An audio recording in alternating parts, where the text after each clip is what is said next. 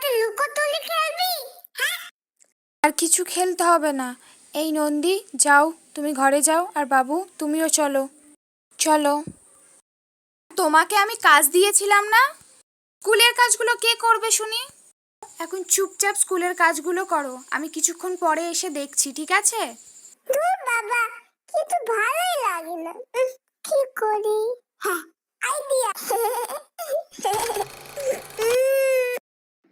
সব ছিলে ফেলবো, আর লিখতে হবে না।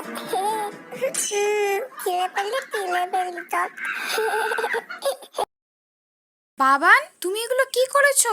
সব খাতা ছিঁড়ে ফেলেছো? কেন আমি লিখতে দিয়ে গেছিলাম, বললাম লিখতে। তো আজকেই আমি তোমাকে ঘরে বেঁধে রেখে দেবো। চলো, অনেক দুষ্টু হয়ে গেছো তুমি। বেঁধে দেবে বলতে।